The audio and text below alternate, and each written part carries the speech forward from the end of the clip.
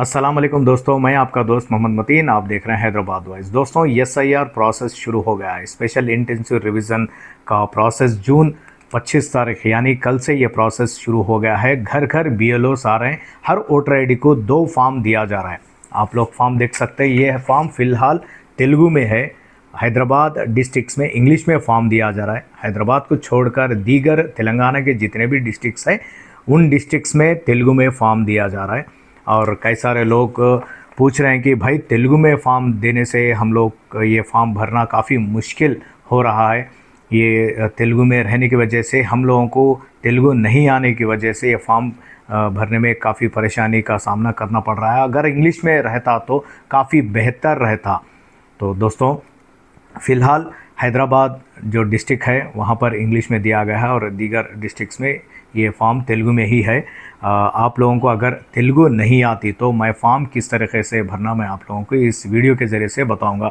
दोस्तों, पहले तो आप देख लीजिए, आपके इस फॉर्म में ऑलरेडी आपका जो डिटेल्स है प्रेजेंट 2025 का डिटेल्स ऑलरेडी प्रिंटेड आ रहा है। जैसा कि आपका इलेक्ट्रल नेम, आपका नाम, आपका इपिक कार्ड, आपका वोटर आईडी कार्ड ऑलरेडी इसमें प्रिंटेड आ रहा है और आपका घर का एड्रेस डिटेल्स यहाँ पर दिया गया। आपका हाउस नंबर, आप कौन से इलाके में रह रहे हैं उस इलाके का नाम, और यहाँ पर ये जो कॉलम है इस कॉलम में आपका सीरियल नंबर और आपका पोलिंग स्टेशन नंबर और आपका हल्का यानी कॉन्स्टिट्यूंसी आपका कौन सी है, आपकी पार्लियामेंट कॉन्स्टिट्यूंसी कौन सी है, यानी एसी नेम और PC name, parliament constituency, assembly constituency इस बॉक्स में दिया गया है। और यहाँ पर क्यूआर कोड है। आपकी ये ओल्ड फ़ोटो यानी आपका वोटर आईडी पे जो फ़ोटो है वही फ़ोटो यहाँ पर दी गई है। और इस फॉर्म में आप लोगों को एक पासपोर्ट साइज़ फ़ोटो आप लगाकर देना है। हर वोटर आईडी को 2 फॉर्म दिया जा रहा है। और दोस्तों, ये फॉर्म फिलअप करने के ताल्लुक से मैं आप लोगों को बता दूं, आपके ये जो 2 बॉक्स यहाँ पर दिखाई दे रहे हैं, एक अपना खुद का बॉक्स है, यानी मेरा 2002 में नाम आ रहा है तो मैं यहाँ पर लिख रहा हूँ, और 2025 का स्टेटस मैं इस बॉक्स में, ये जो बड़ा आप लोगों को दिख रहा है बॉक्स, यहाँ पर लिख रहा हूँ। ये 25 का रिकॉर्ड है, ये 2002 का रिकॉर्ड है। यानी मेरा खुद का सेल्फ अगर मैं भर रहा हूँ, मेरा 2002 में नाम आ रहा है और 2025-26 का अगर रिकॉर्ड मेरा बता रहा है तो मैं यहाँ पर लिख रहा हूँ। और यहाँ पर 2002 का मेरा ये खुद का कॉलम है, मैं यहाँ पर फिल कर रहा हूँ। और अगर मेरा नाम 2002 में नहीं आ रहा है, मेरे वालिद, वालदा, दादा, दादी का नाम अगर आ रहा है तो इस बॉक्स के ज़रिए से मैं लिंक मैप कर रहा हूँ। अगर मेरा नाम नहीं आ रहा है लेकिन मेरे वालिदैन का आ रहा है तो मैं इस बॉक्स में लिख रहा हूँ, मेरे दादा दादी का आ रहा है तो मैं इस बॉक्स में लिख रहा हूँ, और मेरे नाना नानी का आ रहा है तो मैं इस बॉक्स में लिखते हुए मेरा प्रेजेंट ये 2025-26 का ये डिटेल्स लिखते हुए मैं ये लिंक मैप कर रहा हूँ। यानी पेरेंट्स के ज़रिए से मैं मैपिंग कर रहा हूँ। अगर मेरा 2002 में नाम आ रहा है तो मेरा यह खुद का सेल्फ मैपिंग कर रहा हूँ। तो दोस्तों, ये इस तरीके से आप लोग फॉर्म भर लें। और इसमें डिटेल्स तेलुगु में दिया गया है, आप लोगों को मैं पढ़ के सुना दूँ। आपका इलेक्ट्रल नेम, वोटर पेरू, इलेक्ट्रल नेम फर्स्ट कॉलम आप देख सकते हैं। यहाँ पे इलेक्ट्रल नेम लिखना है वोटर पेरू की जगह। और यहाँ पर आपके वोटर जो इपिक कार्ड है उनका नंबर पूछा जा रहा है। यहाँ पे वोटर आईडी कार्ड लिखने को कहा जा रहा है। अगर आपके पास 2002 में इपिक कार्ड नंबर अगर शो हो रहा है 2002 के रिकॉर्ड में, आप यहाँ पर लिख सकते हैं।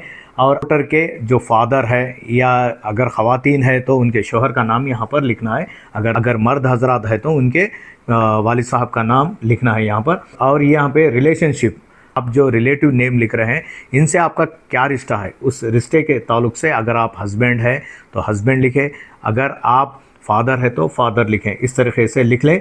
और यहाँ पर आपका डिस्ट्रिक्ट पूछा जा रहा है, 2002 में आपका कौन सा डिस्ट्रिक्ट था उसी हिसाब से आप लोग लिखना है। और यहाँ पे स्टेट आपका फ़िलहाल अब तो तेलंगाना है, प्रीवियस जब एसआईआर हुआ था उस टाइम पे आंध्र प्रदेश था। आप आंध्र प्रदेश लिख के ब्रैकेट में तेलंगाना भी लिख सकते हैं। और यहाँ पे आपका एसी नेम यानी असेंबली कॉन्स्टिट्यूएंसी नंबर, आपका नियोजकवर्गम यानी आपका हल्के का नाम पूछा जा रहा है। अगर आपका हल्का प्रीवियस खैरताबाद था लेकिन अब सनत नगर हो गया है, कुकटपल्ली हो गया, इस तरीके से जो कॉन्स्टिट्यूएंसी अपने जो कॉन्स्टिट्यूंसी थे बढ़ गए हैं। तो लास्ट टाइम खैरताबाद था, खैरताबाद इस तरीके से मैं आपको एक मिसाल दे रहा हूँ।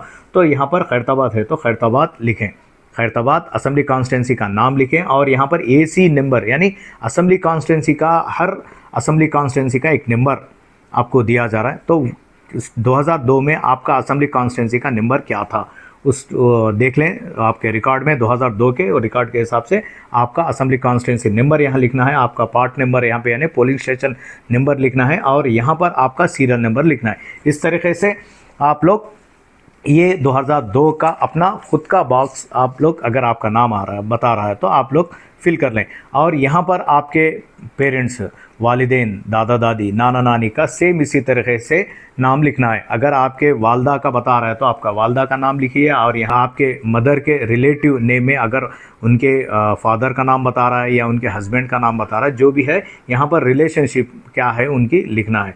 उसके बाद सेम यहाँ पर डिस्ट्रिक्ट लिखना है, यहाँ पे स्टेट लिखना है और यहाँ पे असेंबली कॉन्स्टिट्यूंसी का नाम लिखना है। सेम खैरताबाद है खैरताबाद, जो भी 2002 के टाइम पे आप मेदक है तो मेदक लिखना है, ज़हीराबाद है तो ज़हीराबाद लिखना है। इस तरीके से जो भी आपका हल्का जो है वही लिखना है और यहाँ पर असेंबली कॉन्स्टिट्यूंसी का नंबर लिखना है और यहाँ पे पार्ट नंबर यानी पोलिंग स्टेशन नंबर लिखना है और यहाँ पर सीरियल नंबर लिखना है। ये वालिदैन का 2002 का बॉक्स कंप्लीट फिल कर लेना। और ये जो बॉक्स है ये अपना खुद का बॉक्स है, यानी प्रेजेंट आपका 2025-26 के वोटर आईडी के हिसाब से ही यहाँ पर डेट ऑफ बर्थ लिखना है और यहाँ पर आपका आधार कार्ड नंबर, मोबाइल नंबर लिखना है। आपके गार्डियंस यानी आपके फादर है तो फादर या गार्डियंस जो भी है यहाँ पर लिखना है और यहाँ पर आपके फादर का इपिक नंबर लिखना है और यहाँ पे आपके मदर का नाम लिखना है और मदर का इपिक कार्ड नंबर यानी वोटर आईडी कार्ड नंबर लिखना है। और यहाँ पे स्पाउस नेम में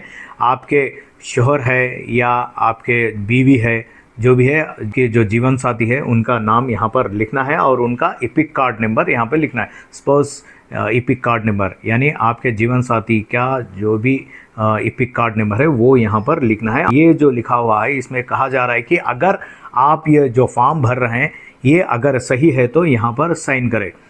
मैं जो लिख रहा हूँ ये सही है, इस तरीके से डिक्लेरेशन आपका एक साइन करके आप BLOs को देना है। BLO ये आपका फॉर्म ले जाकर आपका ऑनलाइन कर देंगे, यानी ऑनलाइन मैपिंग आपका रिकॉर्ड के ज़रिए से ऑनलाइन पे चढ़ा देंगे तो ये डेटा एंट्री हो जाएगा। तो दोस्तों इस तरीके से फॉर्म भर लें।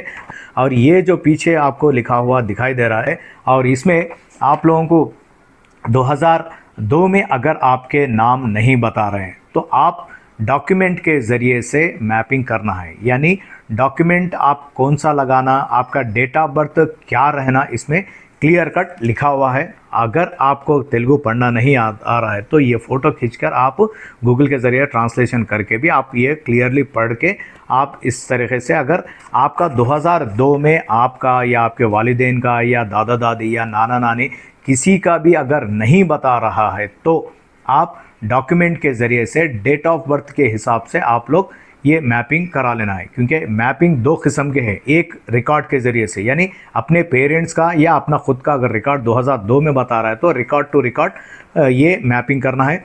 अगर नहीं बता रहा है तो इन सूरत में आप डॉक्यूमेंट के ज़रिए से 1 जुलाई 1987 से अगर बिफोर आपका डेट ऑफ बर्थ है तो ये डॉक्यूमेंट डेट ऑफ बर्थ के हिसाब से आपका ये मैपिंग कर लेना है। यहाँ पर clear cut date of birth यहाँ पर मेंशन किया गया है, आप लोग देख लें, यहाँ पर लिखा हुआ है आपका 1 जुलाई 1987 से पहले की अगर आपकी पैदाइश है तो आप लोग एक अपना खुद का डॉक्यूमेंट शो करना पड़ेगा। और डॉक्यूमेंट के डिटेल्स यहाँ पर है, कौन सा डॉक्यूमेंट लगाना कौन सा नहीं, यहाँ पूरा डिटेल्स है यहाँ पर।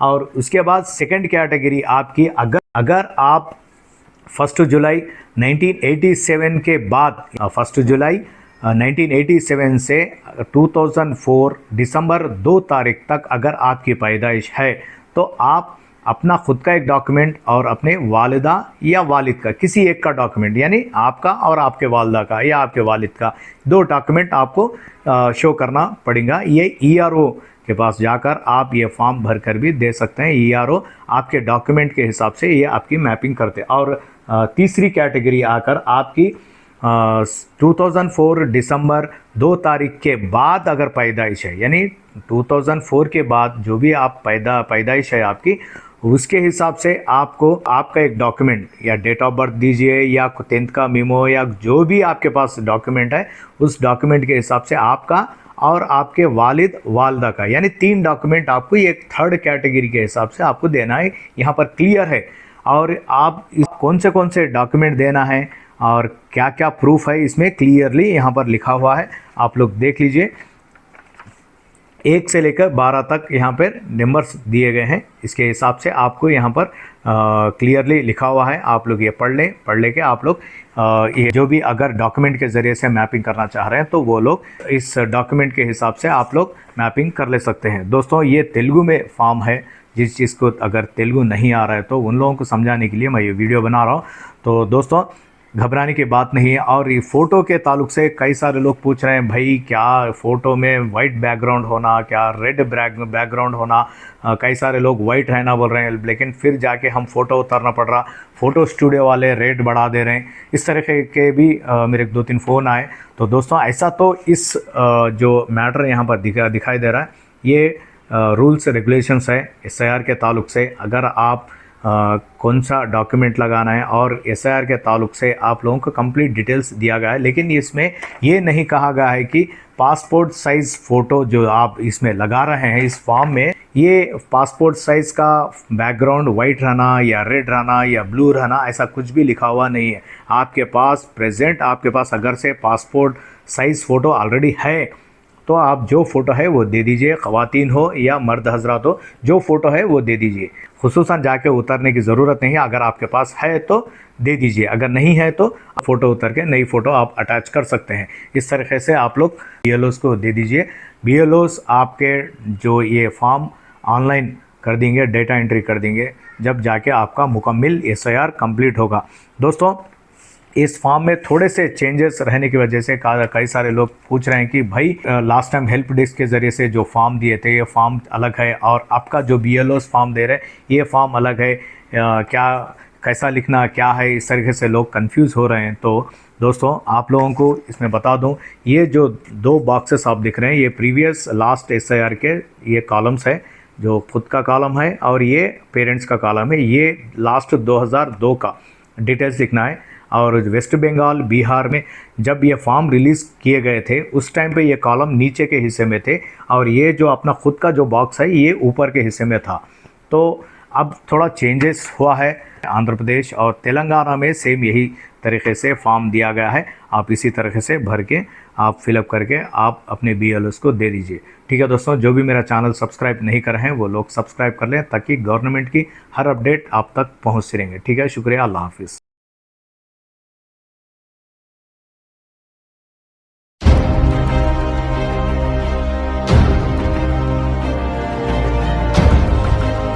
हैदराबाद वॉइस, आपकी आवाज।